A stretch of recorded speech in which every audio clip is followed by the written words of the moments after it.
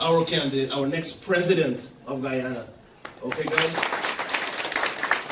definitely the next president of Guyana. We have to continue doing these little things to support the next president of Guyana. So, Mr.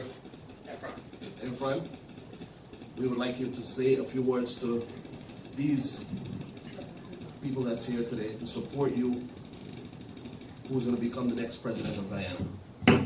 Thank you very much. Good afternoon. First of all, I want to recognize the presence also not only of Mr. Joe Yusuf, but Mr. Raj Singh, the president of the ACG. And let me take this opportunity on behalf of the People's Progressive Party to thank all of you who would over the years be contributing and supporting the party, and by extension would have been supporting the country, the development of the country, the advancement of democracy, the safeguard of freedom, and the building of a strong, resilient economy that has brought so much benefit to the people of our country. So I want to thank you sincerely on behalf of the party. I want to say to you that we appreciate tremendously the support that we have gotten from all of you over the years, and the diaspora has been tremendously supportive of the party and of Guyanese back home. We know about the challenges many of you face, notwithstanding your support. When you go to invest, when you go to do business in Guyana, the red tapes, the hurdles that you have to face. And we have to work on removing these hurdles. We have to work on simplifying procedures. We have to work on improving the system of governance so that we can have great efficiency at all levels of government.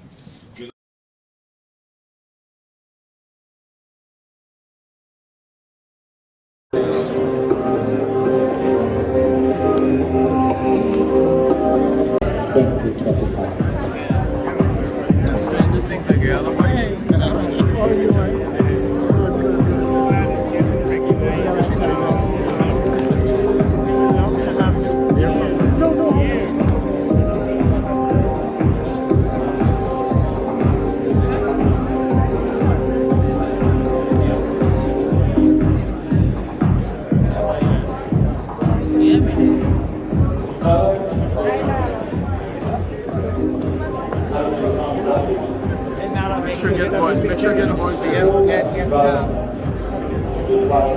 No goodness.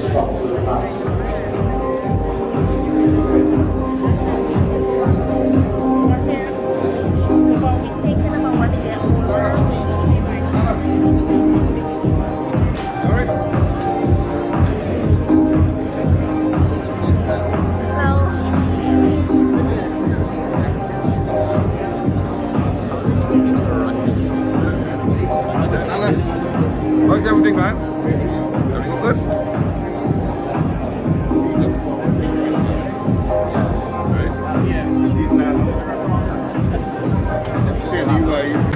Mohammed Irfan Ali, a big New York welcome. I can hear you.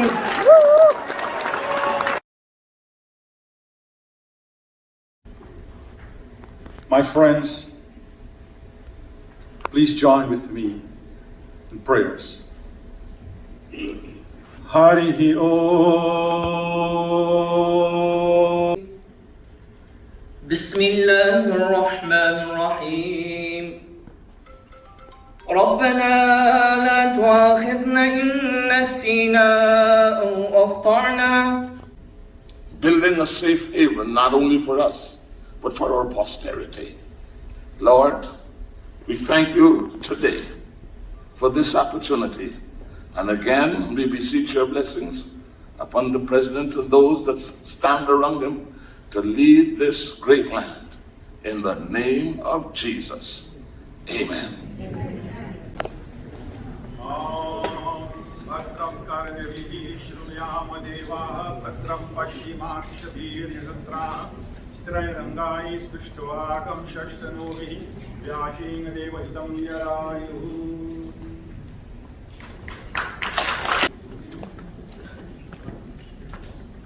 Good afternoon. His Excellency Dr. Mohammed Irfan Ali, President of the Cooperative Republic of Guyana, the Honorable Hugh Hilton Todd, Minister of Foreign Affairs and International Cooperation, the Honorable Foreign Secretary, Mr. Robert Prasad, and other members of His Excellency's delegation, Deputy Ambassador in Washington, Mr. Zulfikar Ali. We have Ms. Marcia Nadir Sharma from the President's Office, as well as Her Excellency Carolyn Rodriguez Burkett, Guyana's permanent representative to the United Nations, Mr. Joe Yusuf, advisor on diaspora and investment, distinguished personages of the religious communities in the state of New York, esteemed members of the Guyana Diaspora, specially invited guests, ladies and gentlemen. I am delighted and honored to welcome you all today to His Excellency President Mohammed Irfan Ali's sojourn with us this evening in this beautiful venue to participate in this interfaith forum and interact with the Guyanese diaspora. Let me hasten to add that our President's presence here this afternoon is yet another palpable manifestation of His Excellency's interest in using every possible opportunity to bring communities and groups together to inform of His vision for our country and to listen to the views of all interested parties as we work in unison towards the fulfillment of His One Guyana's agenda. President Ali's energetic, visionary, transformative, and people-centered approach to governance has seen him consult and engage extensively and has revealed his avid proclivity for meeting with groups and stakeholders in the interest of sharing information and pushing and accelerating Guyana's development. Such is the dedicated measure of the man. It is now my task to welcome to the podium Mr. Robert Prasad, served as a former Minister of Natural Resources, former Minister of Agriculture, also led the Government Information Agency for a while, and he is now the Foreign Secretary attached to the Ministry of Foreign Affairs in Guyana. Please welcome Mr. Robert Prasad. Thank you very much. His Excellency Dr. Mohammed Irfan Ali, President of the Cooperative Republic of Guyana, Honorable Hugh Todd, the Minister of Foreign Affairs and International Cooperation, our permanent representative to the United Nations and former Minister, Carolyn Rodriguez, Consul General, our DCM in Washington, Mr. Zulfikar Ali, Mr. Joe Yusuf, our Diaspora and Investment Advisor, and very important to our religious leaders who are joining us at the head table, but certainly you, religious leaders, Guyanese in the diaspora, visiting members of Parliament, and others who have been and continue to play a part in the development of not only Guyanese community here in this great city of New York, but also who continue to play a part directly and indirectly in the development of our country. President Ali is someone who is profoundly faith-based, who's someone who views the contribution of the religious community in Guyana, and I guess outside of Guyana, as having to play a very instrumental part in the development and also in facilitating his plans for the transformation of our country. About 96% of our population belong to some religious faith. So we can say that in Guyana, we're a very religious country. And there's one commonality, and if you listen to the prayers of our religious representatives, there's one commonality of all faith, and that is unity. That is brotherhood, sisterhood. That is us developing tolerance, developing harmony. And that has also been a fundamental element of President Ali's agenda in moving Guyana forward. He's not only focusing on economic transformation, but he's put a lot of emphasis on how it is that we can unite our people. Because without unity, we would not be able to realize the full potential, the full development, the full benefits, the full prosperity that our country so richly possesses. I'd like to recognize the NYPD Daisy Society. Guys, you could take a bow, stand and take a bow. Thank you. They have done a lot for our community, for the diaspora. They are always there for us, and we need to recognize them. Thank you very much. And also we have the assistant to the Queensborough President, Mohammed Ak. Please take a bow. You all look great. You look great. You just stop yourself. All of the balcony and all of that. I don't want you just to be pensive. Now we're into good stuff. We continue with good stuff. We have our ambassador and permanent representative to the United Nations, Caroline Rodriguez Burkett, who will now come and present her message to us. Thank you.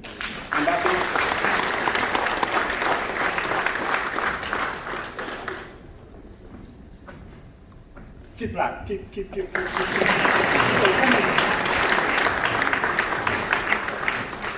Thank you very much, Master of Ceremonies, His Excellency President Mohammed Irfan Ali, Honorable Hugh Todd, Minister of Foreign Affairs, Mr. Foreign Secretary, Madam Member of Parliament Sheila Mathura, Consul General Michael Broderson, Joe Yusuf, Zulfikar Ali, Marcia Nadir, all members of His Excellency's delegation, our three leaders of the faith who prayed for us, and you, the people who are here. I am very, very pleased to be part of this event this afternoon and to join in welcoming you here to the event. As many of you would know, on Tuesday, the UN starts what they call High Level Week. It's the week when leaders from across the world come to the United Nations to speak about their country's progress, lack of it, or what they feel should be done in the international community. And I cannot think of a better occasion to start this week than meeting here in prayer. And for this, I thank everyone who's been part of the organization of this event. Guyana, I believe, is very fortunate. And one of our faith leaders spoke about love, harmony, and togetherness. And I believe that if we practice these three things every day in our lives, whether we're Guyanese at home or abroad, our one Guyana has a very bright future.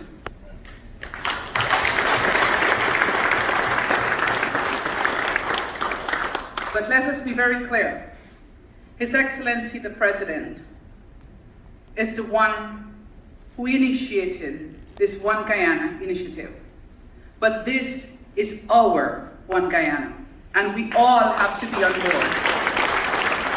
board. Development Minister, Minister of Foreign Affairs and International Development, Hugh Todd. I like the name Hugh Todd, you know why? He knows, but I'll share it with you. His dad, who's now 81 years old, we have been friends for a long time. We did a lot of poetry together and so on. Minister, please come. Put your hands together.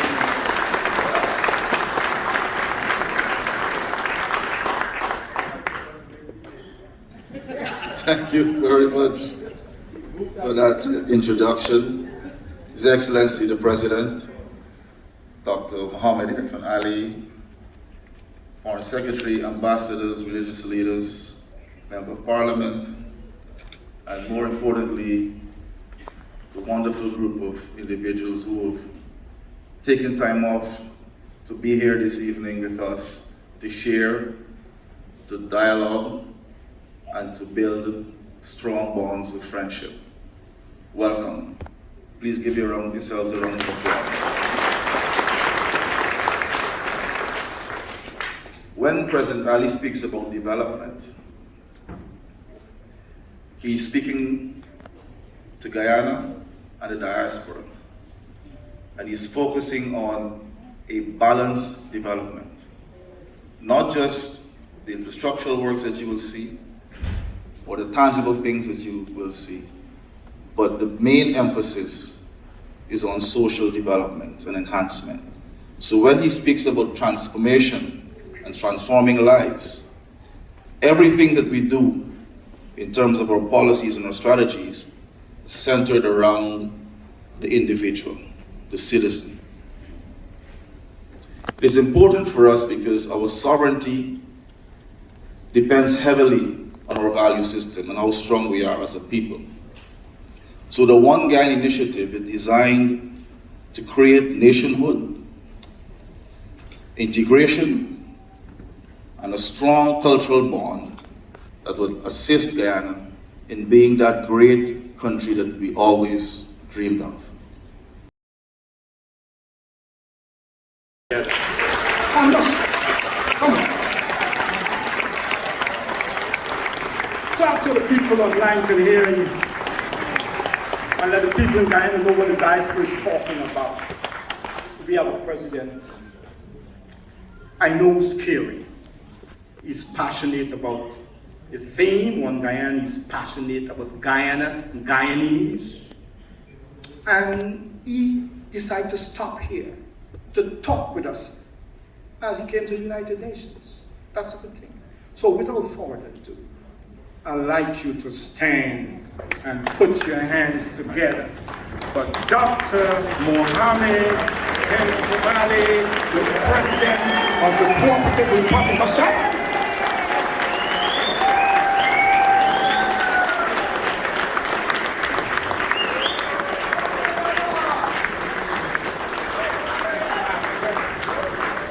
Thank you very much, very kindly. Thank you, please. Thank you. You're very kind, very, very kind. Thank you so much. My dear, respected elders, respected leaders of the religious community, leaders of community, respected Guyanese, our men and women in uniform who serve greatly across the globe. Children, I thank you graciously for your very warm welcome. Today, as I address you, I've just completed a similar address. Maybe why is that I say refer to that Orlando speech and let's move on. But I'm very fortunate to be born in a country in which we present to the world 6 different dimensions of humanity bounded together in a singular fuse called Guyanese. A community we're all part of. One of the greatest gifts I've received is to be born in a country that has the greatest possibility to be a leader in the globe on every single challenge that the world faces today. You see, challenges and opportunities go hand in hand. There can never be opportunity if there is challenge. And an opportunity cannot be realized if we don't challenge ourselves to make use of the opportunity. I know this afternoon many of us as Guyanese are not as happy as we should be because of the performance of the Warriors. I just saw a meme saying the Warriors are making all of us warriors. Notwithstanding that, let us give them a round of applause and lift their spirit. Because one of the greatest things we can do in life is to lift the spirits of those who are weak and to lift the spirits of those who are faced with the greatest challenge. And one of the greatest things leaders can do is understand that they have a responsibility to lift the spirit of every single person that they are gifted to lead. And as Guyana's chief servant, I take this responsibility very seriously.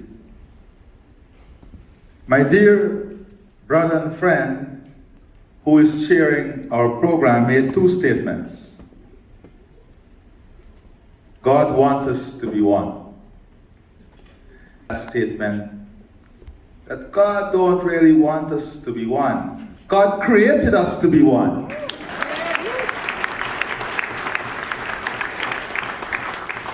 We were created as part of a singular humanity. We were not created black, white, brown, pink, or orange. We were created as part of the family of humanity. We decided that we are going to define ourselves differently in the family of humanity. All we need to do is to get back to the fundamental aspect as to why we were created and how we were created, and then we'll understand the principal purpose of life as being in one whole humanity.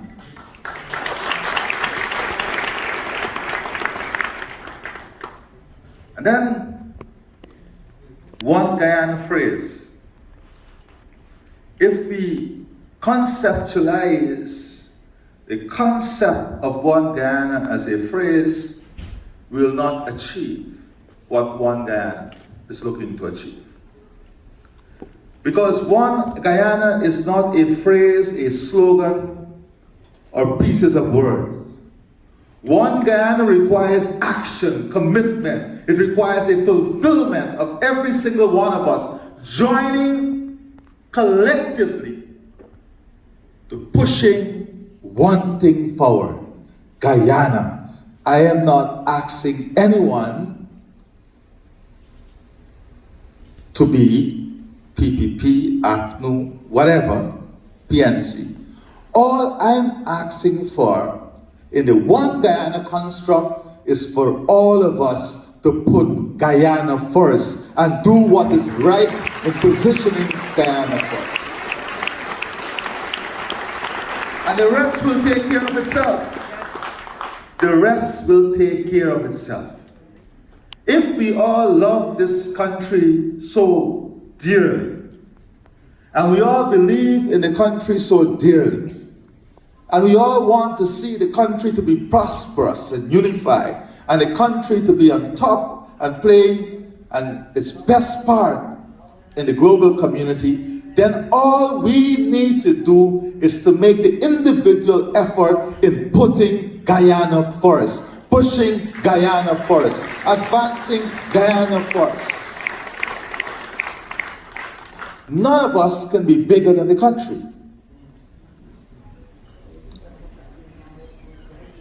And once we are able to understand that our country should be first, and our efforts should lead to positioning our country first, then we will rid ourselves of the selfish desires that bar us sometimes from putting our country first.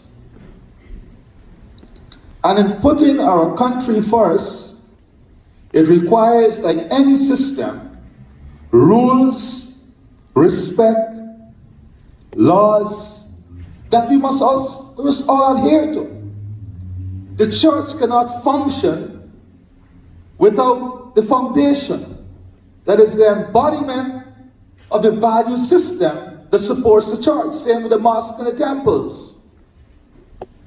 Similarly, a country must be built on a set of values and a system that promote peace, that promote dignity, that promote respect, that promote honor, and it is embodied in the Constitution and the rule of law.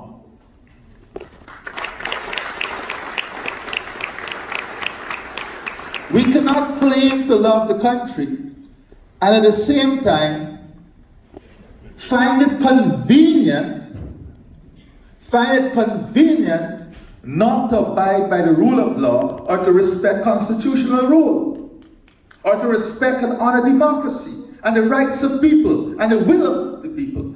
Those are principles and values we must never sacrifice. And if together we all agree that these are principles and values that are paramount to anyone, any individual, any system, whether political system or political party, we are standing on these values that will support the future and the country we want to build, then we are 75% there, because we are building a country based on values, systems, and principles that will allow the country and its people to blossom.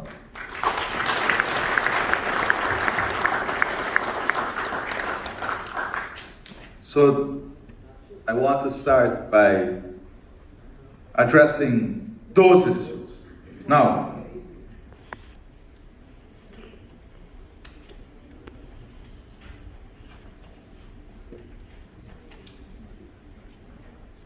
what is it we want to achieve? I want to say that I wish to address a road today.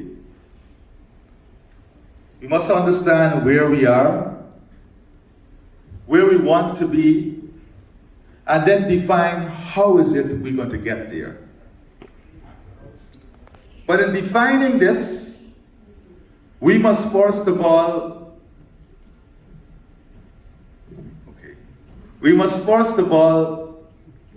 understand where we are. And we must question ourselves. What are the things where we are today that we are not happy with? What are the things where we are today that we must seek to change? And seek to change in relation to the outcome as to where we want to be. And then define the journey that will take us where we want to be. But in defining that journey, we have to be conscious that we are not operating in an environment by ourselves. We are part of a global community. And there are internal factors and external factors that will affect the way we grow and develop. So I want to take this little concept and as quickly as possible crystallize it in a way that will give you a flavor as to where we want to be and how we're going to get there. The conditions necessary to ensure we get there are issues of love, trust, commitment, involvement, respect, dignity, values, diversity, systems, patriotism, pride, and humility. Those are necessary things that would allow us to go on this journey. But those are things the government cannot control. Those are things all of us must control. Those are things that are personal to us individually. Because we cannot change the societal system if we don't change the system that is inside each of us. So if we are taught to hate, then we have to change that internally. Rethink and retrain ourselves so that we can love. If we are taught not to associate, then we have to now re-strategize internally. So I'm saying this to say to all of us that we first must internalize everything that I'm going to say. And then ask ourselves the question, am I as an individual ready to make the changes that are necessary for us to accomplish what we want to accomplish? And if each of us make the positive change, then the community will change. If the community change, the region will change. If the region change, the country will change.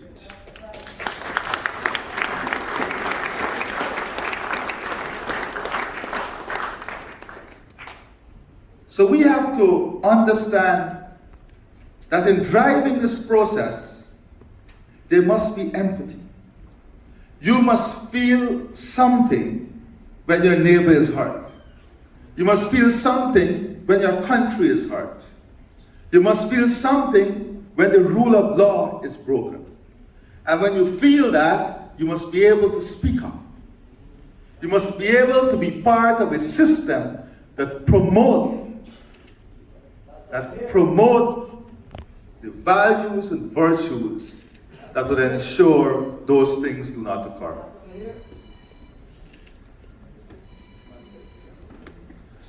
Responsibilities and opportunities also requires respect. And whilst my friend in the red hat is saying he's here for that, it requires you to have respect. If we cannot have respect for each other, we cannot listen to each other. And if we can't listen to each other, we can't solve any problem.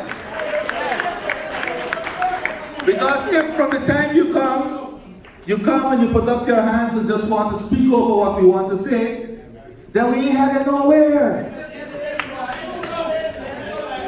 We ain't headed nowhere. I assure you of one thing, you need not to worry. This president will stand up and answer anything, anytime, anywhere.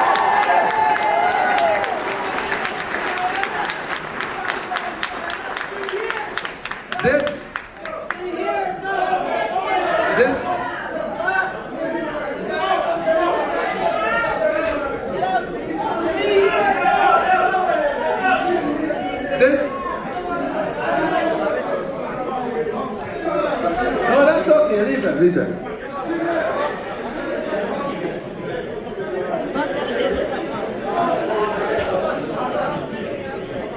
So you see, that's one of the first things. That's one of the first things we have to understand. The process of development is very simple.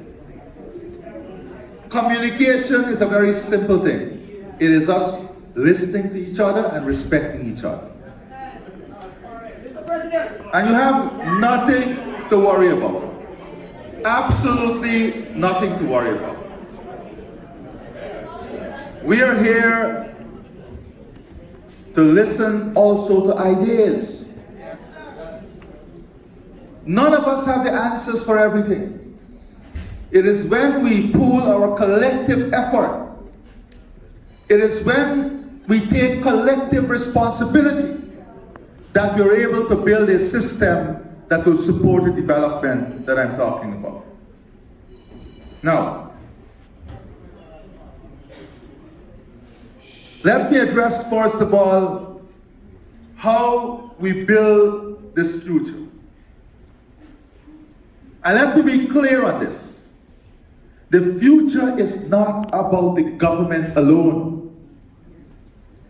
The future requires the parliamentary system, the political opposition, it requires civil society, it requires the diaspora, it requires women, young people, children, it requires every single facet of the society to be part of the development of the future. So let us not for a moment believe that this future belongs to the government. This future belongs to the people. When a government is elected, it is the end of the electoral process. But at the end of that electoral process, that government then has a responsibility to govern for all the people of the country.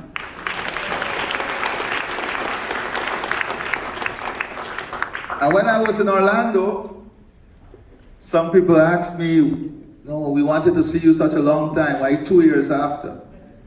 And I said, first we had a pandemic. You already forget that we went through a pandemic. But more importantly, I am spending time with the cabinet, walking every single community, listening to every single person, understanding the problems that every person is going through.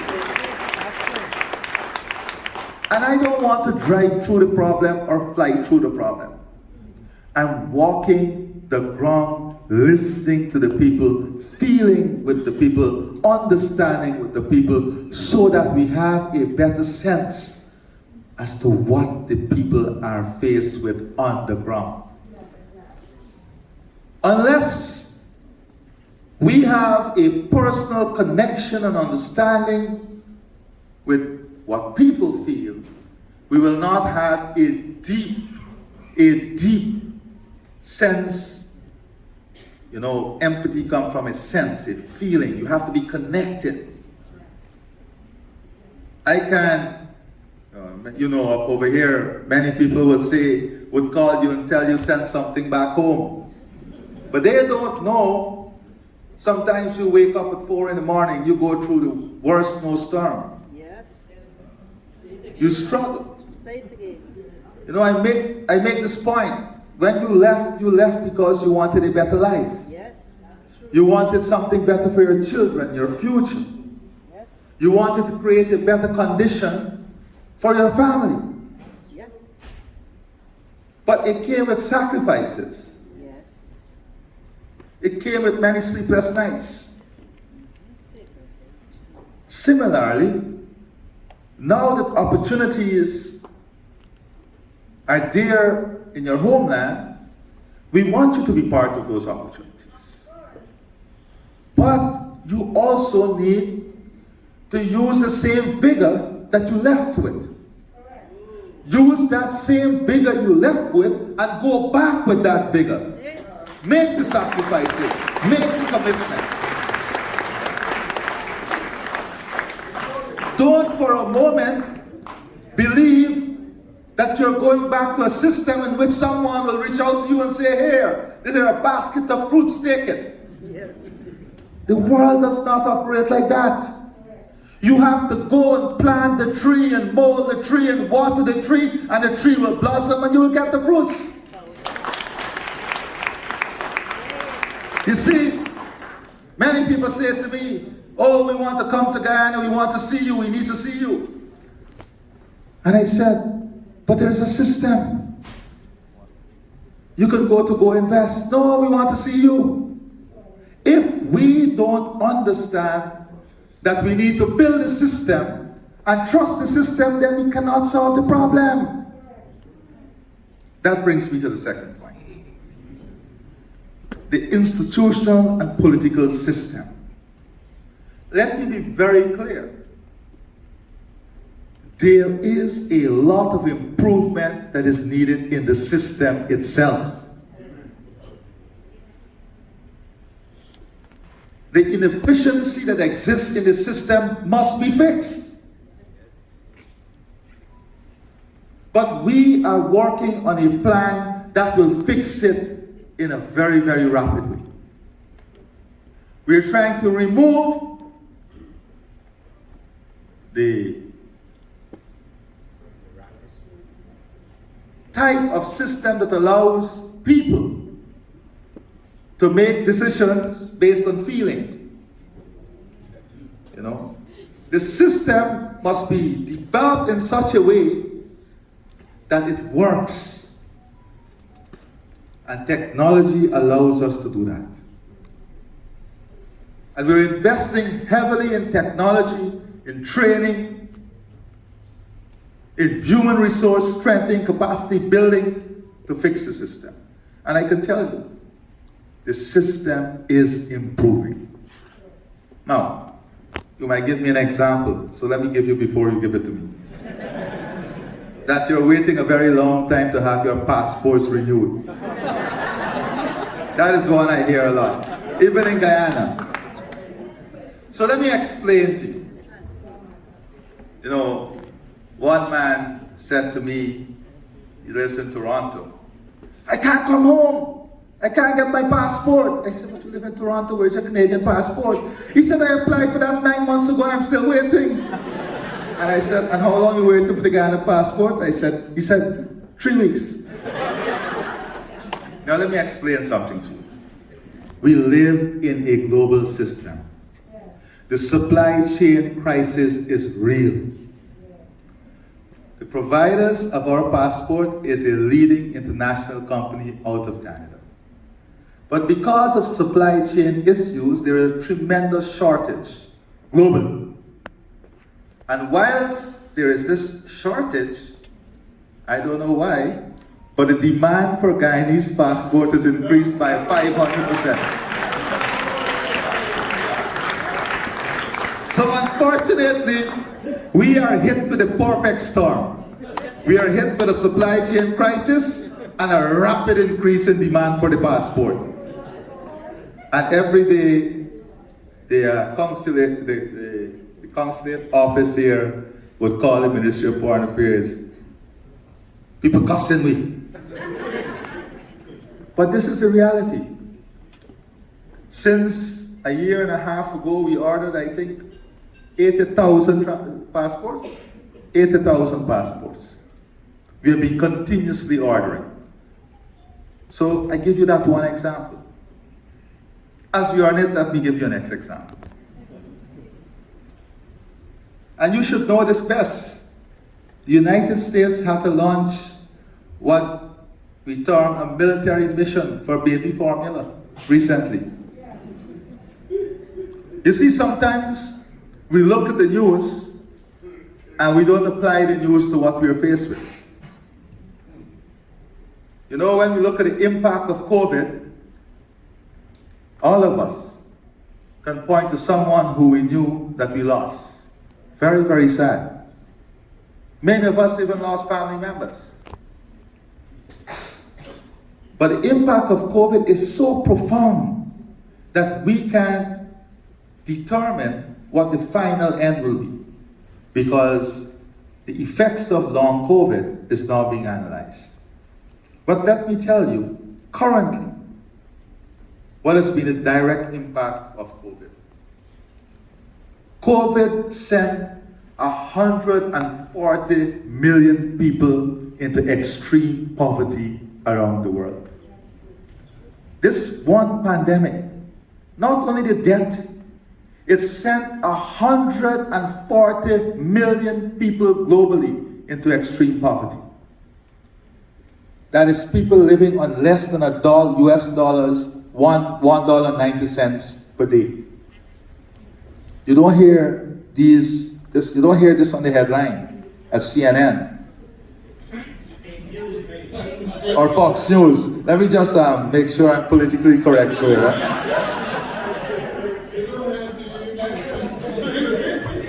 You know why you don't hear it? And I'm going to speak about this at the UN. You don't hear it because those who are worst affected are the people in the developing world who the least attention is faced on. That is why you don't hear it. You know, I use this example many times. There is a journalist who came from a very reputable international media outfit and said to me, you know, what are you guys going to do with all these resources and revenue from oil and gas? You know, what this country is going to do with it? What are you going to do on climate change? And I was shocked. And I said, do you know that this country existed long before oil and gas? Do you know that this country has preserved a forest the size of England that stores 19.5 gigatons of carbon that has saved this world?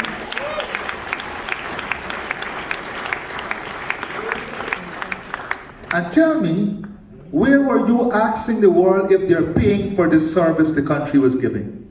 Because if the world was paying for the service the country is giving, then our economy would have been the top 10 economy in the world, just by this one service. But the question is, what brought you to Guyana?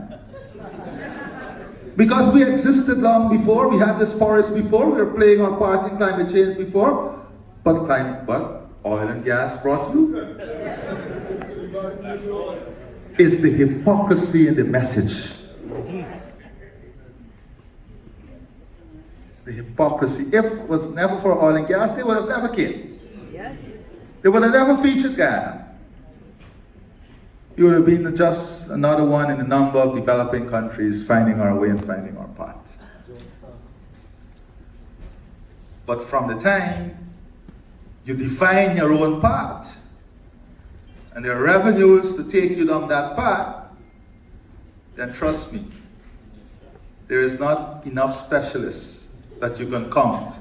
Even we have more specialists than the trees we have in the forest now. But this is the reality. So, the second aspect is the political system that we must fix. We cannot go through elections after elections with uneasiness. The political system must be fixed that ensures political stability. You see, our country is developing at a very rapid pace. And it's becoming very sophisticated. So the very sophisticated investors are coming in now. But with the sophisticated investors, trust me, the sophisticated criminals coming too. You guys know that better than I. You will have more exposure in terms of electronic crimes. Because it is not only the good that are looking at opportunities. Right? The church was saving the devil looking to win souls. That is what makes their life very difficult. Because they have to keep the devil out and also win at the same time. So we have to build a system. And when your political system is weak, when your political system cannot withstand the development of the country, or when there's porousness in your political system, it can be used. And we saw this. This is nothing new for us. This is what divided us in the first place. This is what divided us in the first place. The colonizers saw a weakness in the political system, a porous part in the political system, and they played it, they manipulated it, they divided us. They created the condition that has led to where we are. So if we don't understand that the political system must be strong to support the development agenda and to support the country, then we'll open ourselves up for those similar weaknesses in the future. That is why all of us must play a part in strengthening the system, ensuring that the electoral laws, the constitution, democracy, the rule of law, that is all respected and it works every single day. It can't work today and don't work tomorrow. It has to work every single day for it to be functional. People, systems, institutions. When we talk about crime, we have to talk about improvement in the Guyana police force that leads to transparency, holding people more accountable for their action. And we're using technology to help us with this. By the end of the first quarter next year, we're hoping that we'll be well on our way to have the entire coast on the CCTV coverage. It's a massive investment, but a vital investment. Today, many of you will look at social media. Is that Angie? Oh my God. We worked together when I was a technician at the Ministry of Finance. It's always good to see people you know. Give you a shout out. So, the political, what was I saying?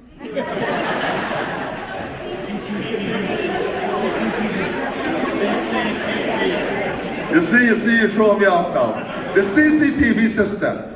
So, our security system, our national security architecture is undergoing massive change.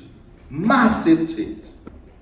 And today, if you go on social media, you will see videos of every activity that occurs. Whilst crime is an issue, we have made steady improvement to the extent that we have perhaps one of the lowest rates right now in the region. But we amplify it. It's a small society. And we recognize it as a challenge. We are making the investments. We're investing in infrastructure, the equipment, giving the police officers the training.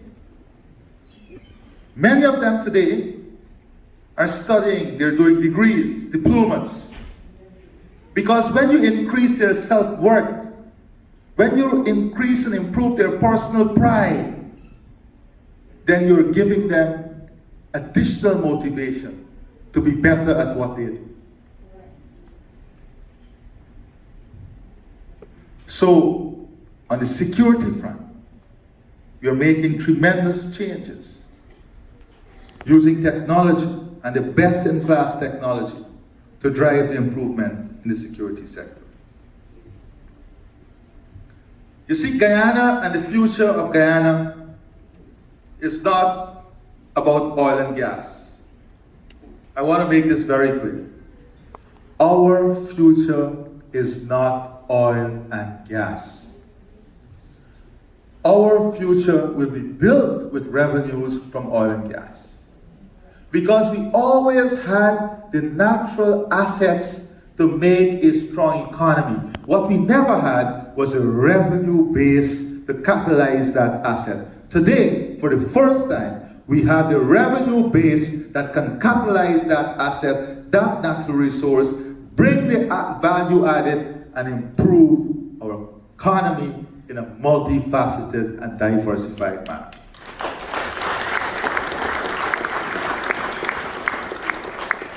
For the first time, we have the clout, and it's important in the world. We have the clout, we have the network, and the ability to influence.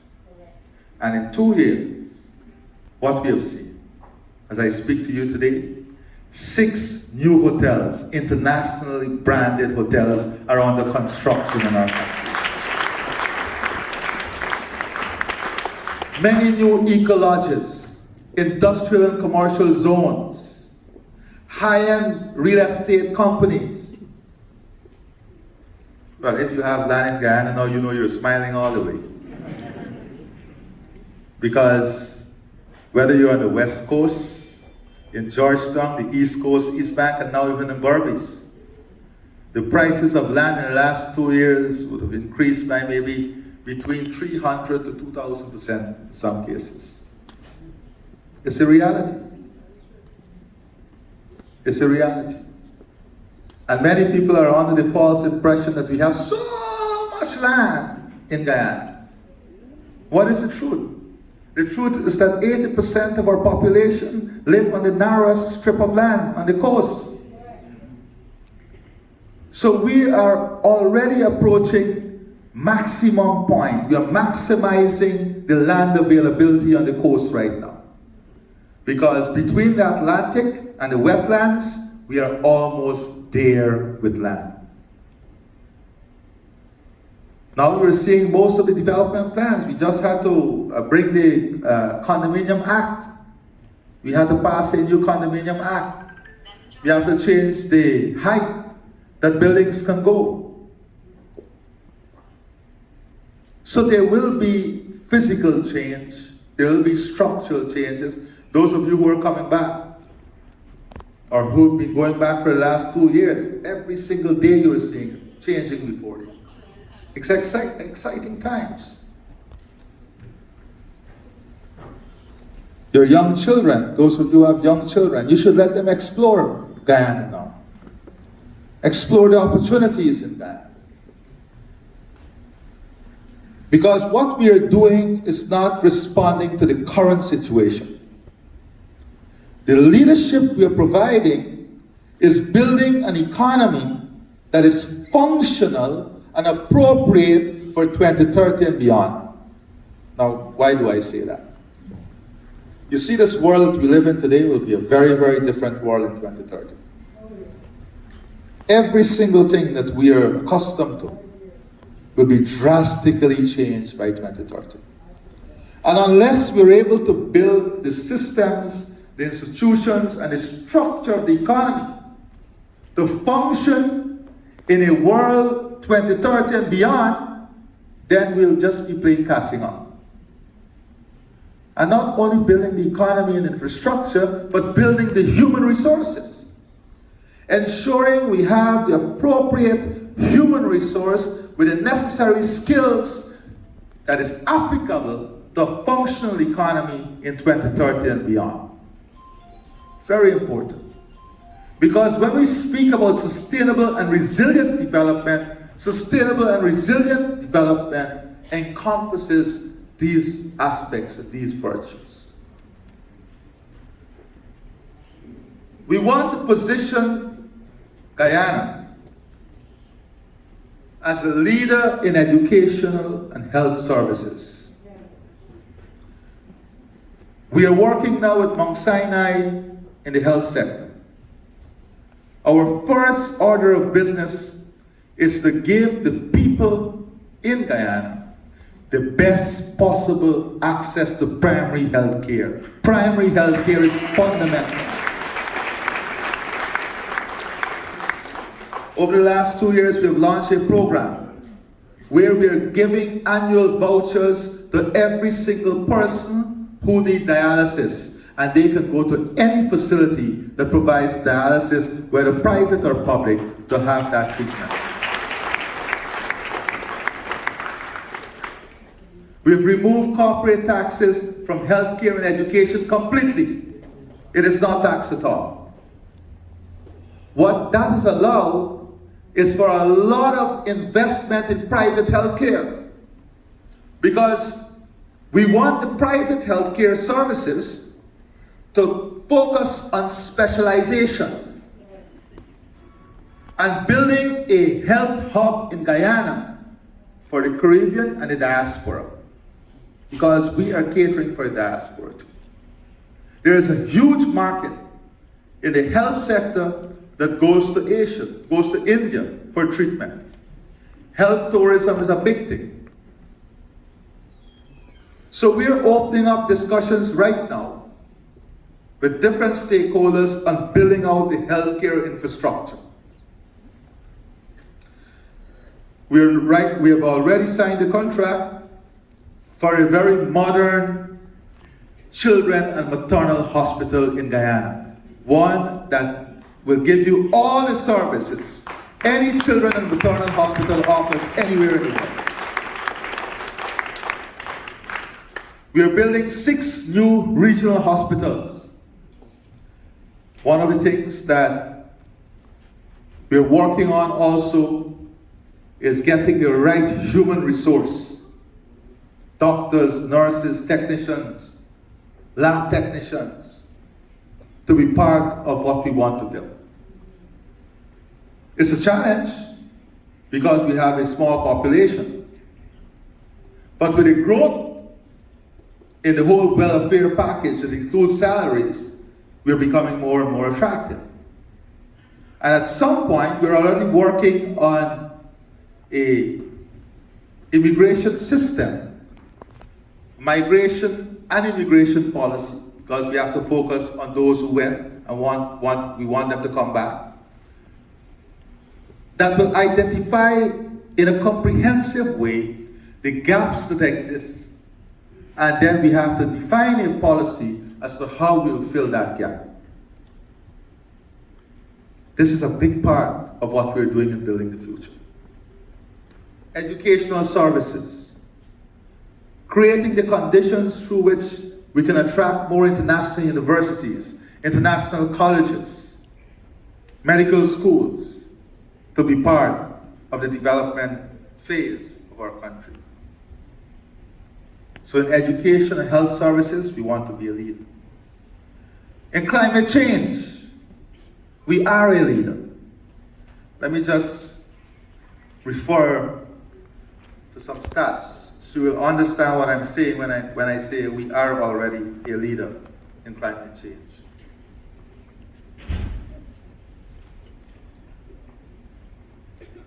Our forests, our ecosystem, and our biodiversity.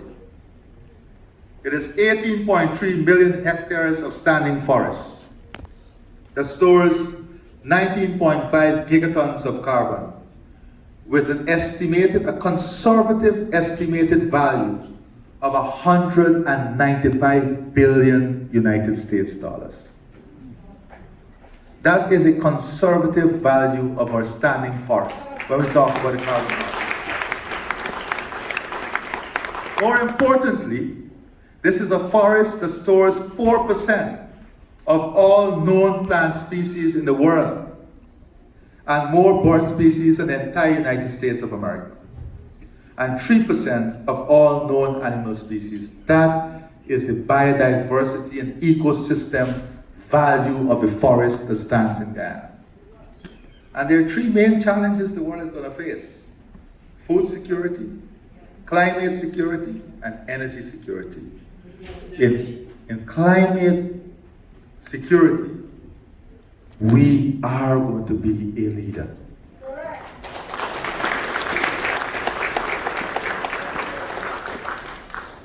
Outside of this, the deforestation rate of our forests is among the lowest in the world at 0.05%. 0.05%. And I'm not counting, well, if we count what the forestry sector is valued, you're talking about 500 billion United States dollars.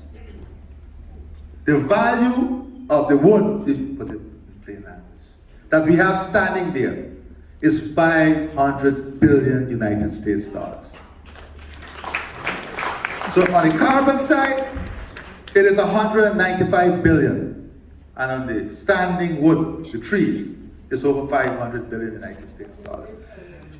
If the world is serious in talking about getting out of fossil fuel and moving in a climate change, zero carbon emission future, let's start playing ball. Let's start here. As I always say, let's not gaff. These are the figures. So on climate change, we're standing on solid ground. I can give you the value of our mining sector, but I'm not going to bore you with all of that. We have perhaps one of the largest reservoir of fresh water. You're going to see wars in the future about fresh water. We have perhaps the largest reservoir that will support any food system. But we can't catalyze this without the revenues. And let me address the issue, When we ended COP26, people said we must stop fossil fuel. We know that there must be a transition. There has to be a transition. Just 3 months after the war in Ukraine, we hear from the same people, pump more but pay your taxes. It is based on the subjective conditions. Then, what is the story? We are not going to finance any new entrant in the fossil fuel industry. So they're going to penalize all the new countries who want to get into fossil fuel, making capital hard to get, making it expensive, what is that going to do? If you're a businessman and the cost of your capital is more, you won't drive up the cost? Who is going to suffer? It is the poor. It's simple. But let's ask them a simple question. Why are you penalizing the new entrants? Are you protecting a monopoly that existed for 100 of years and people who benefited for 100 of years from fossil fuel? They won't want to answer that. Because what in fact they're doing is creating the conditions under which they are protecting a monopoly of those who have benefited for 100 of years from the fossil fuel industry. Now we understand our responsibility well, that there needs to be transition. We are now embarking on a gas to shore project. One of the most inhibitive factors for us as a country in pushing manufacturing, industrial development, agro-processing has always been the cost of energy. For the first time in the history of our country, we have the opportunity to bring down the cost of energy. And by 2025, the cost of energy will be reduced by at least 50% for every single household.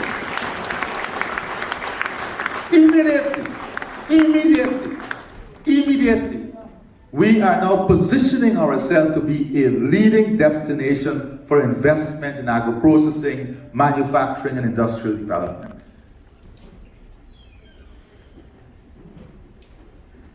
Infrastructure transformation, and not a major plan of what, I gone on too long now? You guys tell me when I should stop. Nah, don't tell me keep going, there's a lot of papers here. All right, so let me just give you a little flavor as to what is happening. Right now, we have the new Demerara River Bridge. The contract has been awarded, that's a 4-lane bridge. You see, we cannot develop the country, especially with a small human resource base, in which families or workers that are so limited in number spend 4 to 5 hours in the traffic, just going to work and coming home from work. You can't build a country like that. We have to create infrastructure. We have to open up new lands and invest in new farm-to-market access roads. So we're building that new bridge now across the Demerara River. At the same time, we have just awarded the contract to a Brazilian company for the first phase of the Linden to Mabura Hill Road. That is a road that links Guyana to Brazil. We have also awarded the contract for all the bridges along that road up to Lethem to be built international standard concrete bridges. What this does for the first time is to catalyze, for the first time, it catalyzes the opportunity of the deep water harbor in Guyana to service northern Brazil. You have just opened expression of interest in a joint Guyana-Suriname project that will see the bridging of the Quarantine River, allowing Guyana and Suriname to be integrated with one bridge. You've already awarded, and work would have started on the Ogle to Eccles new highway. The Mandela to Eccles new 4-lane highway has been completed. Eccles to Diamond is now under construction. Schoonard on the west coast to Crane in the first phase, then going all the way to Purika, and as we build out, all the way going to Bartica, opening up the country, opening up opportunities. In September, we'll be signing the new loan to repave the Linden-Soesdijk Highway, improving that entire area. And by the way, the new Silica City will go on that highway, leading to resilience and sustainability.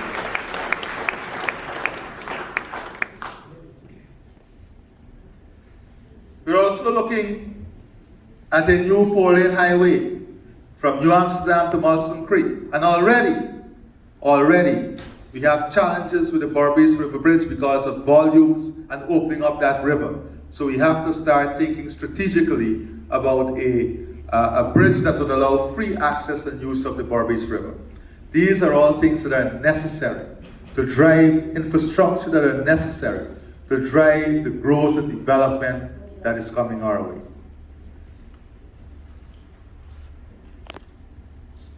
Outside of this, we're spending billions of dollars on community infrastructure, community roads, recreational facilities, community ground, building new stadiums, creating new growth hubs, development hubs all across the country.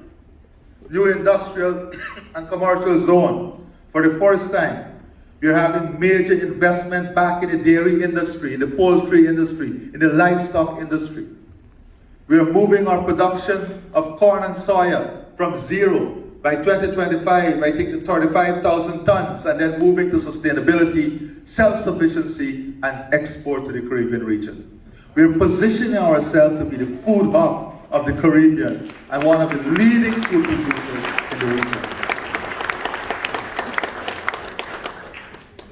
By 2025, we've already awarded a contract that will see 100% access to treated water for every single person living on the coast of Guyana. 100%. Moving from 50+% to 100% by 2025. And we have removed VAT on electricity and water.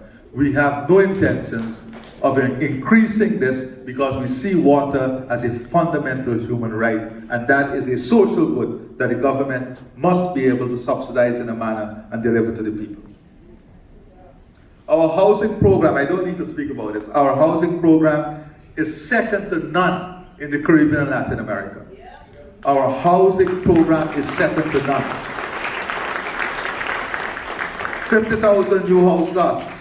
For the first time, we have given every single incentive you can think about or dream about to realize home ownership.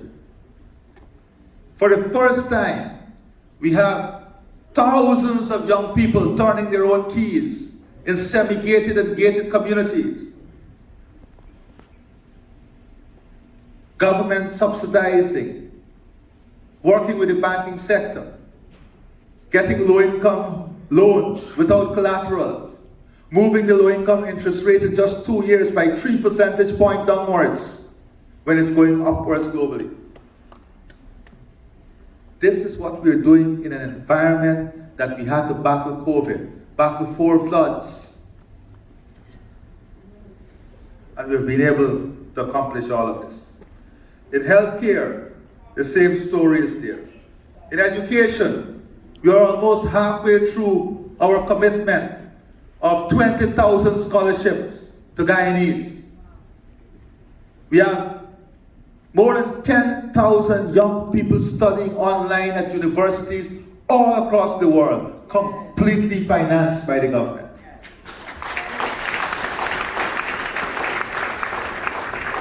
And we are moving rapidly in ensuring university education becomes free. Whilst all of this is happening, we have to be in a position to train 6,000 people to work in the hospitality sector by 2025. Because the new hotels are going to come on stream and they will need people. We have just entered an agreement with a Canadian college, a college out of the UK and in Barbados, to have this certification and training done.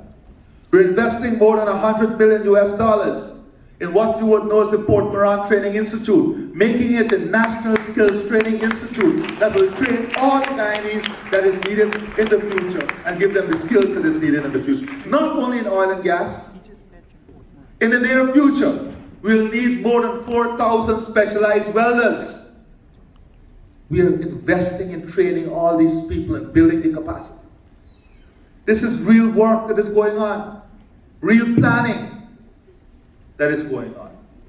And we are building it out to be 2030 ready.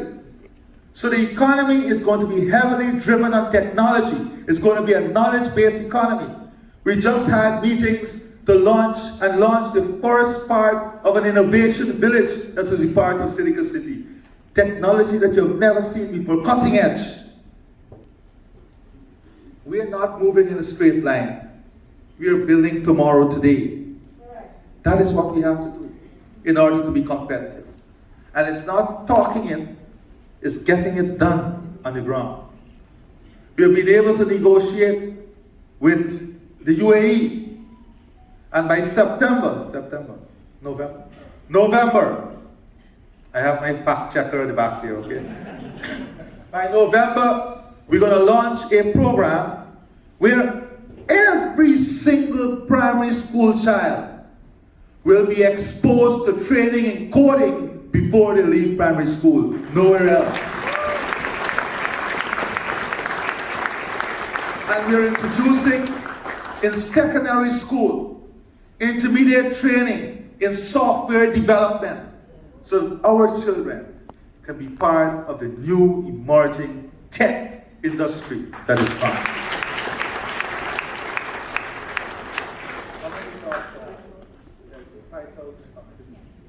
One company alone has just committed, because of the policies and incentives that we're giving, to develop the call center industry to create 5,000 jobs in the next 2 years. That one company alone.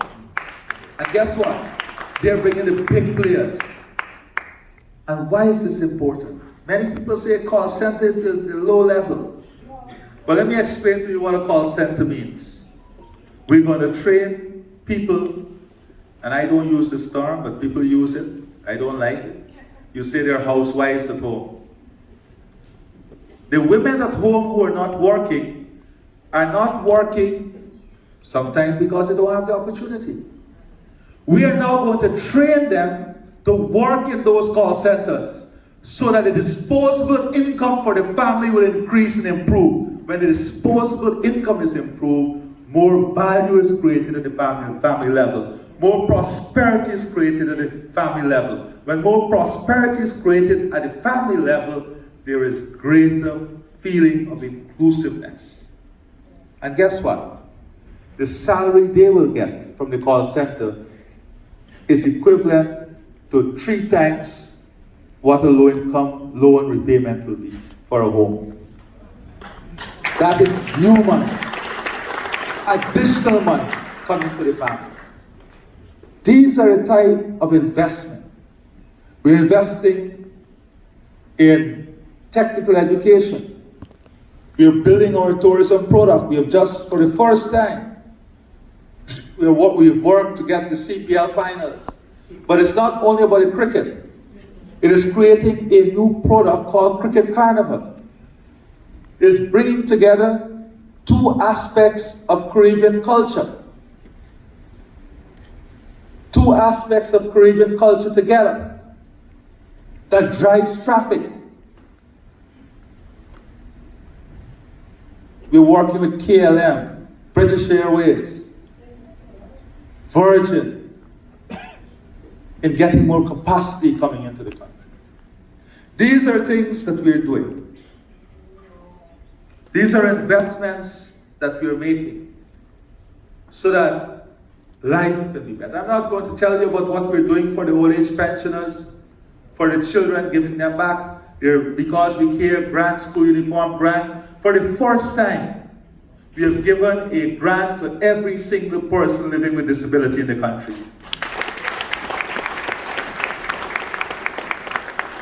More importantly, we have now registered every single person living with disability, and they will be on the permanent register for public assistance every single month from the government. We are also building a system through which we will help to integrate them in the workforce. We'll help to integrate them and create opportunities for their creative minds.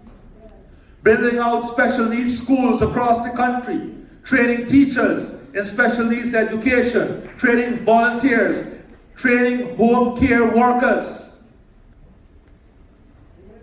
working on building daycare centers at strategic areas across the country. so that young women do not lose their careers when they get children. But that the systems, institutions, the government must be able to develop institutions and infrastructure that help them to achieve both the family and also help them to advance and protect their careers. These sometimes are referred to the soft issues, but they are very hard issues that affect people on a daily basis. These are the investments we're making. These are the things that we are doing to create comprehensive growth, a holistic approach to growth and development. We don't want to create uneven growth. We have to work on ensuring that the system works for every single one. That is why when we are supporting vulnerable communities and vulnerable people, it is not handouts. In every society there is vulnerability. And the society must be able to take care of the vulnerability that exists. Otherwise, you will have inequality and disparity that could lead to many social problems. Those who look at this and say it's handout, they don't have a clue what development is. The religious leaders are here, they can tell you in the text it refers to these circumstances.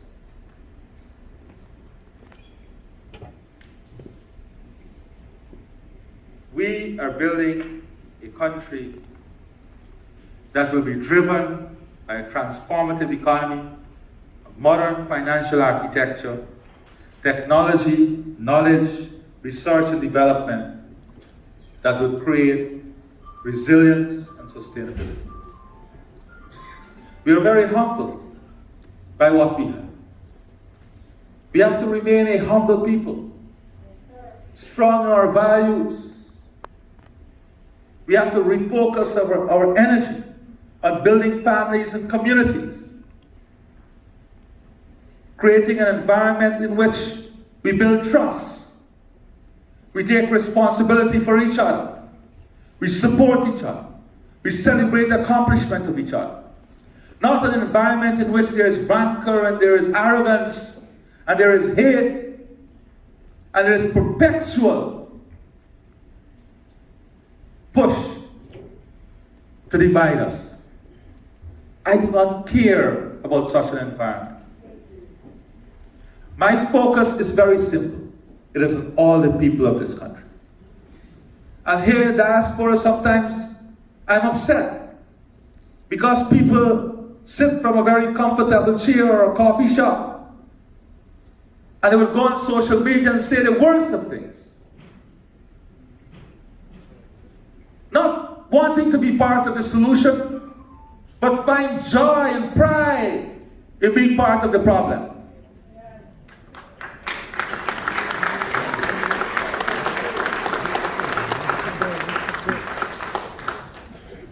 Well, I have news. You will not shake me. My belief and commitment in the people of this country is unshakable.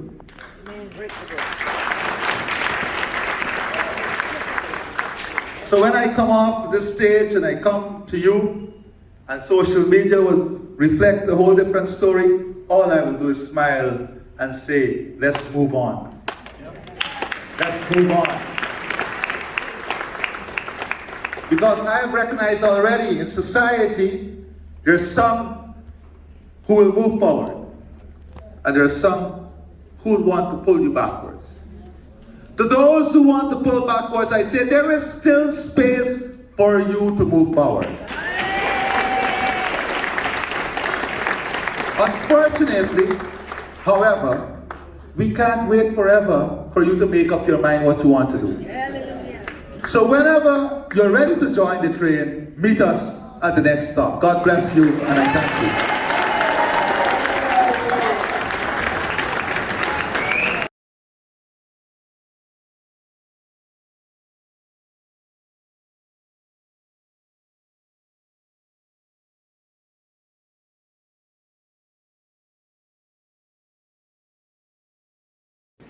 Our candidate, our next president of Guyana.